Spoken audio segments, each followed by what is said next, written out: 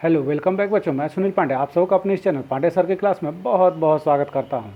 आज हम लोग पढ़ने जा रहे हैं कक्षा 9 की पुस्तक इतिहास की दुनिया अध्याय 3 फ्रांस की क्रांति भाग 1।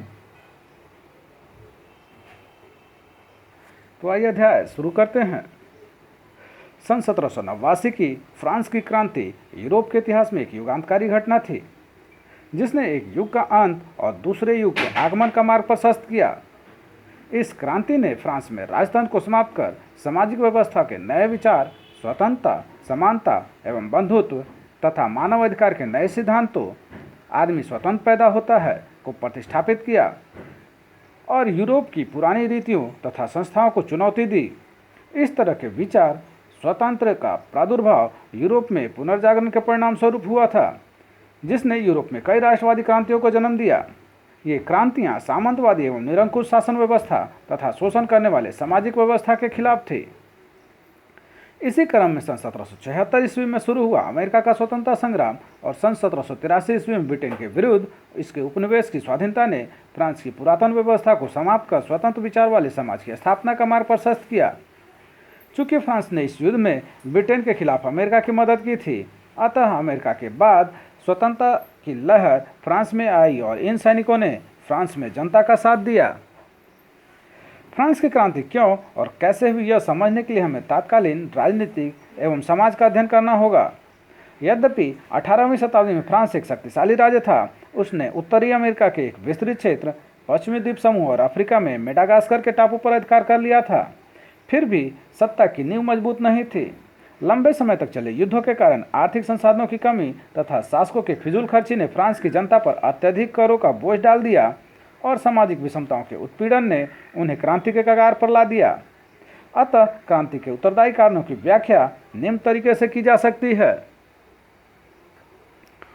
तो आइए देखते हैं राजनीतिक कारण। फ्रांस में राजतंत्रात्मक शासन व्यवस्था थी। बूर्बो राजवंश की लुई 16 के शासनकाल में साम्राज्य की प्रतिष्ठा उच्च शिखर पर थी, लेकिन उसके बाद के शासक अयोग्य सिद्ध हुए। सन 1774 ईस्वी में लुई 16 गद्दी पर बैठा, जो अत्यधिक निरंकुश, फिजूल खर्ची एवं अयोग्य था। उसका विवाह ऑस्ट्रिया की राजकुमारी मेरी अंत्योनेट के साथ हुआ था, जो उत्सवों में काफ़ी रुपए लुटाती थी और अपने खास आदमियों को ओहदे दिलाने के लिए राजकार्य में दखल देती रहती थी। राजा के वर्साया स्थित महल में 15,000 अधिकारी ऐसे थे जो कोई भी काम नहीं करते थे, मगर अपार धनराशि वेतन के रूप में लेते थे। राजस्व का 9% इन्हीं पर व्यय होता था। लुई 16 के शासनकाल में अमेरिका के 13 उपनिवेशों को ब्रिटेन से आज़ाद कराने में फ्रांस पर 10 अरब लिब्रे अथवा तत्कालीन फ्रांस की मुद्रा से भी अधिक का कर्ज बढ़ गया था। पहले से ही चली आ रही आर्थिक संसाधनों की कमी ने राजा को अपने नियमित खर्च को चलाने के लिए जनता पर करों में वृद्धि के लिए बाध्य किया। निरंकुश राजतंत्र पर नियंत्रण का अभाव था। यद्यपि स्टेटस जनरल संसदीय संस्था थी, लेकिन राजा की निरंकुशता का यह एक बड़ा उदाहरण था कि सन 1614 ईस्वी के बाद 175 वर्षों तक इसकी कोई बैठक नहीं हुई थी।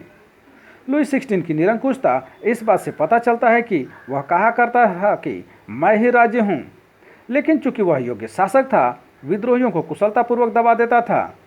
अतः उस समय राज्य की पूरी शक्ति उसके हाथ में निहित हो गई थी, लेकिन उसके उत्तराधिकारियों में इस तरह के गुणों का अभाव था। राजा की निरंकुशता एवं स्वेच्छाचारिता पर अंकुश लगाने के लिए फ्रांस में पार्लमा नामक संस्था थी, जिसकी संख्या 17 थी और जिसका गठन न्यायालय के रूप में किया गया था। न्यायाधीशों का पद कुलीन वर्ग के लिए सुरक्षित होता था और ये पद वंश कर्मानुगत होते थे। आवश्यकता पड़ने पर राजा इन्हें पैसे के बल पर अपनी बात मनवाने के लिए बाध्य कर देते थे। इस तरह व्यवहार में इस पर भी राजा का ही नियंत्रण होता था।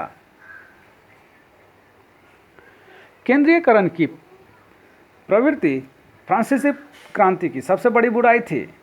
स्वायत्त शासन का सर्वथा अभाव था, जबकि पड़ोस के इंग्लैंड में इस तरह के शासन का संचालन स्वायत्त शासन की संस्थाओं द्वारा होता था। फ्रांस में हर जगह वर्साया के राजमहल की ही प्रधानता थी। राजा के अलावे मेरी अंत्योनेट के द्वारा शासन का दुरुपयोग किया जाता था, जिससे जनसाधारण की धारणाएं राजतंत्र के बिल्कुल खिलाफ हो गई। सन 1789 ईस्वी तक आते आते जनसाधारण शासन में भाग लेने के लिए उतावले होने लगे। उस समय वहाँ कोई भी ऐसी संस्था नहीं थी जो उनकी उग्र मनोवृत्ति पर रोक लगा सके। आइए अब देखते हैं सामाजिक कारण। 18वीं शताब्दी में फ्रांसीसी समाज 3 स्टेट्स अर्थात श्रेणी में बटा हुआ था। प्रथम स्टेट्स में पादरी थे जिनकी संख्या लगभग 1,30,000 थी। दूसरे स्टेट्स में अभिजात वर्ग था जिसमें लगभग 80,000 परिवार या 40 लाख व्यक्ति थे। ये दोनों वर्ग करों से मुक्त थे। उस समय फ्रांस की जनसंख्या लगभग 2.5 करोड़ थी। फ्रांस की कुल भूमि का 40% इन्हीं के पास था। 90% जनता तीसरे स्टेट्स में थी जिनको कोई भी विशेषाधिकार प्राप्त नहीं था।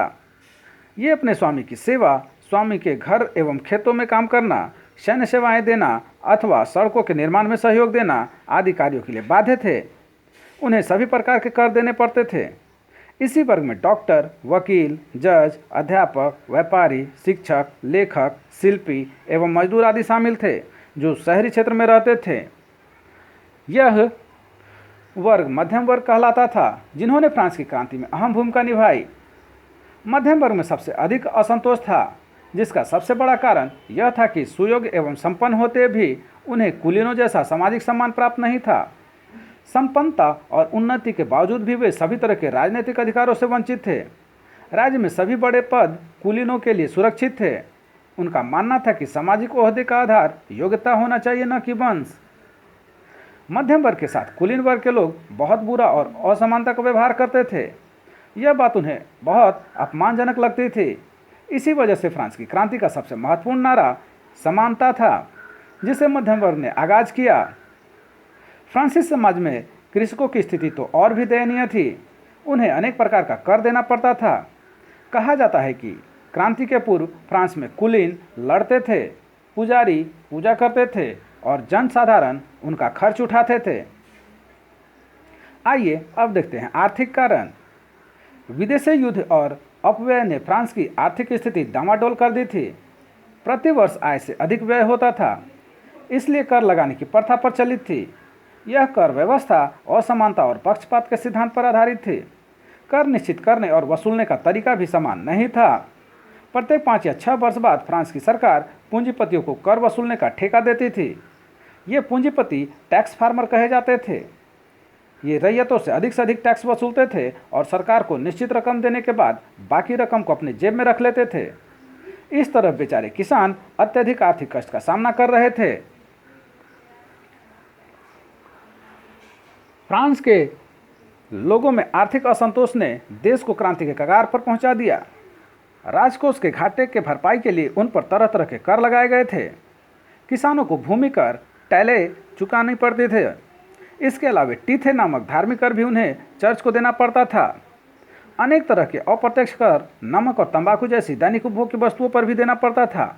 साथ ही कई भेंट, टोल टैक्स, नजराने आदि भी सामान्य कर के रूप में उन्हें देना पड़ता था।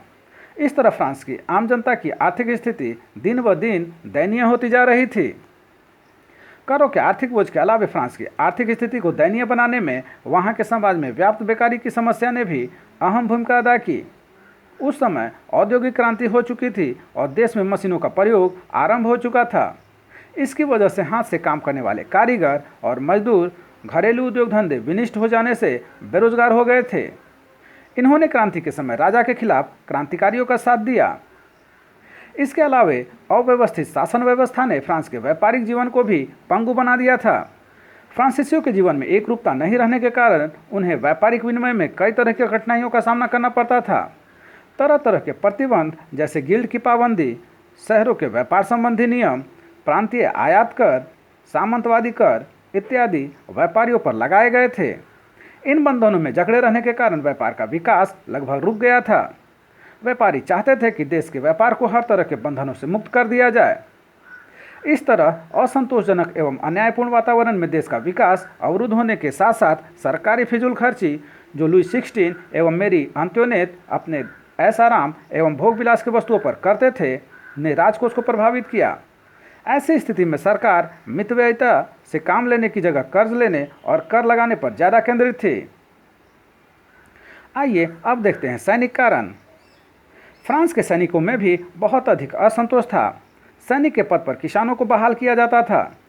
कम वेतन, कठोर अनुशासन और खराब भोजन आदि से वे रुष्ट रहते थे। सेना के निम्न पदों पर उनकी नियुक्ति होती थी। उच्च पद कुलीनों के लिए सुरक्षित थे। आर्थिक एवं सामाजिक स्थिति की वजह से फ्रांस की सेना ने भी आगे चलकर क्रांतिकारियों का साथ दिया। आइए अब देखते हैं व्यक्तिगत एवं धार्मिक कारण। फ्रांस में सभी तरह की स्वतंत्रता का अभाव था। भाषण, लेखन, विचार की अभिव्यक्ति तथा धार्मिक स्वतंत्रता का पूर्ण अभाव था। वहाँ राजधर्म कैथोलिक धर्म था और प्रोटेस्टेंट धर्म के मानने वालों को कठोर सजा दी जाती थी। इतना ही नहीं, व्यक्तिगत स्वतंत्रता का भी अभाव था। राजा या उसका कोई भी आदमी किसी व्यक्ति को गिरफ्तार कर सकता था। इसके लिए फ्रांस में बिना अभियोग के गिरफ्तारी वारंट होता था, जिसको लेटस द कैचेट कहते थे। फ्रांस ने कानूनों में भी एकरूपता नहीं थी। देश के विभिन्न क्षेत्रों में लगभग 400 कानून लागू थे। किसी को भी यह जानकारी नहीं होती थी कि उसके मुकदमे का फैसला किस कानून के तहत होगा। आइए अब देखते हैं बौद्धिक कारण।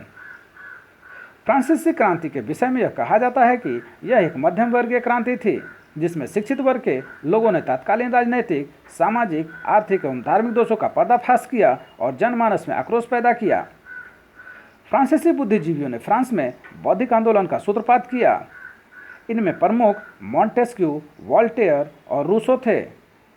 मॉन्टेस्क्यू ने अपनी पुस्तक विधि की आत्मा में सरकार के तीनों अंगों कार्यपालिका, विधायिका और न्यायपालिका को अलग अलग रखने के विषय में बताकर शक्ति पृथक्करण सिद्धांत का घोषणा किया। वॉल्टेयर ने चर्च, समाज और राजतंत्र के दोषों का पर्दाफाश किया। यद्यपि वह जनतंत्र का पक्षधर नहीं था, तथापि राजतंत्र प्रजाहित में होना चाहिए, इसका प्रबल समर्थक था। मॉन्टेस्क्यू और वॉल्टेयर सुधार चाहते थे, परंतु रूसो पूर्ण परिवर्तन चाहता था। उसने अपने प्रसिद्ध पुस्तक सामाजिक संविदा में राज्य को व्यक्ति द्वारा निर्मित संस्था और सामान्य इच्छा को संप्रभु माना है। अतः वह जनतंत्र का समर्थक था। दिदरो के बृहत ज्ञानकोश के लेखों ने फ्रांस में क्रांतिकारी विचारों का प्रचार किया। फ्रांस में क्वेजनो एवं तुर्गो जैसे अर्थशास्त्रियों ने समाज में आर्थिक शोषण एवं आर्थिक नियंत्रण की आलोचना करते हुए मुक्त व्यापार का समर्थन किया। आइए अब देखते हैं विदेशी घटनाक्रमों का प्रभाव। तो सबसे पहले देखते हैं इंग्लैंड की गौरवपूर्ण क्रांति। सन 1688 ईस्वी की इंग्लैंड की महान क्रांति एवं उसके द्वारा वैधानिक शासन की स्थापना ने फ्रांस में भी राजनीतिक परिवर्तन का मार्ग प्रशस्त किया। अमेरिका का स्वतंत्रता संग्राम। अमेरिका के स्वतंत्रता संग्राम में लाफायते के नेतृत्व में फ्रांसीसी सेना ने इंग्लैंड के विरुद्ध भाग लिया था, जिससे वहां गणतांत्रिक शासन की स्थापना हुई थी। फ्रांस की जनता के लिए यह प्रेरणा स्रोत का कार्य किया। इससे एक और भी तरह की क्रांति को बल मिला। इसमें अत्यधिक धन व्यय ने फ्रांस की आर्थिक स्थिति को इतना दयनीय बना दिया कि उसे संभालने का देश के लिए असंभव बन गया और अंत में यह फ्रांस की क्रांति का तत्कालीन कारण बन गया। इस अध्याय के शेष बचे भाग को हम अगले वीडियो में देखेंगे। तो आप सबको हमारा यह प्रयास कैसा लगा हमें ज़रूर कमेंट कर बताएं। हमारे इस चैनल पांडे सर की क्लास को जरूर से जरूर सब्सक्राइब करें और बेल बटन को दबाएं ताकि आने वाले वीडियो का नोटिफिकेशन आपको मिलता रहे। दूसरों के साथ इसे शेयर करें और हाँ, लाइक करना तो बिल्कुल ना भूलें। आपका लाइक करना ही हमारे मेहनत का फल है। धन्यवाद। Thank you.